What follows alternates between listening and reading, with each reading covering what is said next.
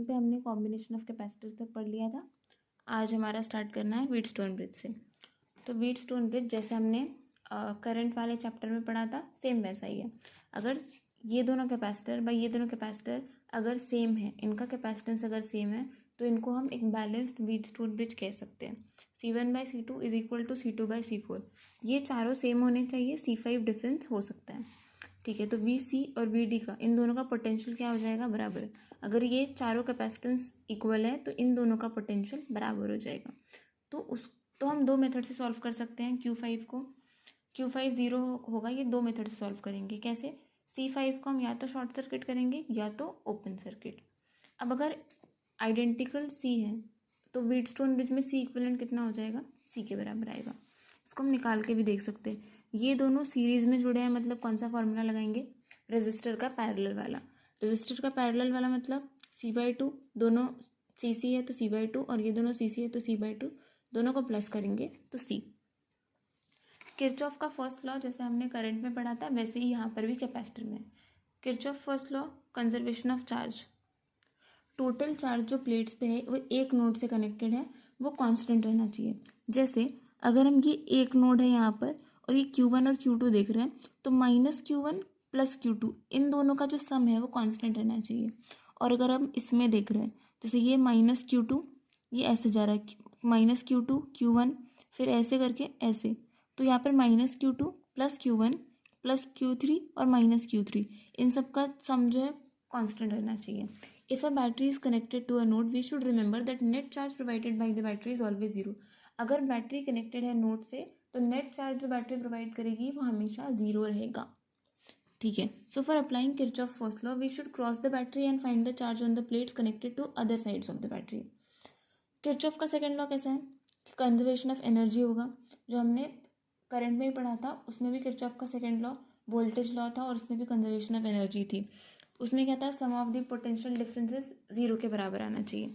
तो it state that potential difference across the circuit elements in the loop is 0। Circuit element के across जो potential difference है वो 0 होना चाहिए।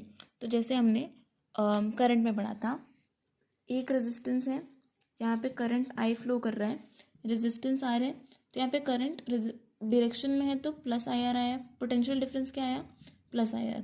यहाँ पर रेजिस्टेंस ऐसा है, करंट उल्टी डायरेक्शन में फ्लो कर रहा है, मतलब -IR आएगा, क्या, पोटेंशियल डिफरेंस।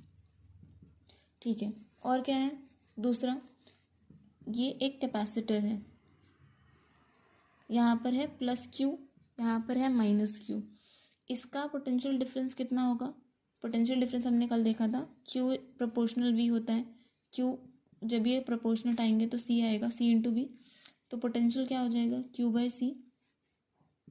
पोटेंशियल डिफरेंस क्या है, Q/C, पहला वाला चार्ज Q/C, या फिर यहाँ पर अगर पहला वाला जो जंक्शन है वो -Q होगा, दूसरा वाला +Q, तो पोटेंशियल डिफरेंस कैसा आ जाएगा, -Q/C।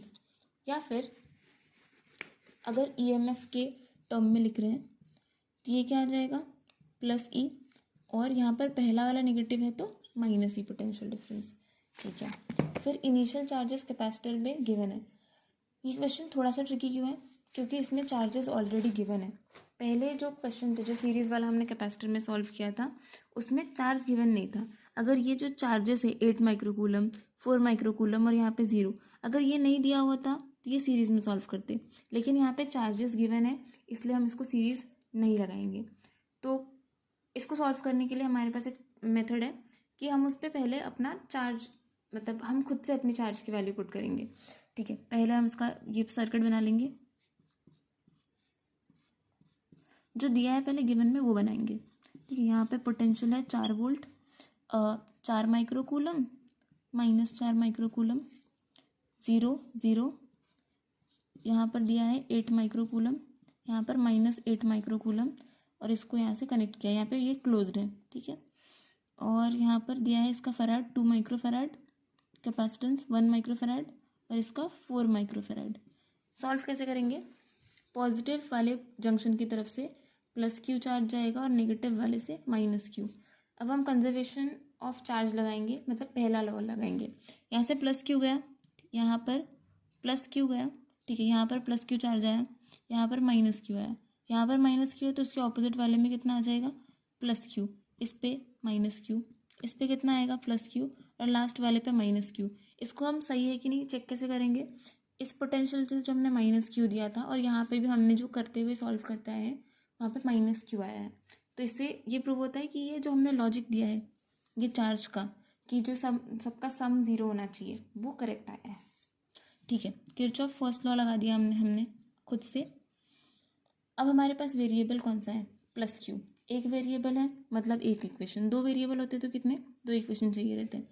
तो किरचॉफ के सेकेंड लॉ से हम अपने वेरिएबल को सॉल्व कर लेंगे। हम कहीं से भी लगा सकते हैं, सपोज हम यहाँ से किरचॉफ का सेकेंड लॉ लगाए, 4 4 जा आ गया 16 और उसके बाद नीचे 7, क्यू की वैल्यू निकल कर आ गई।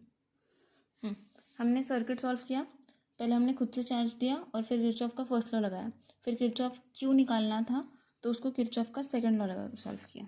ठीक है, फिर दूसरा क्वेश्चन है, initially all parallel conducting plates same area है, अनचार्ज्ड है, find the final charge distribution on plates after connecting the battery. हमें फाइनल चार्ज इसका पता करना है बैटरी को कनेक्ट करने के बाद।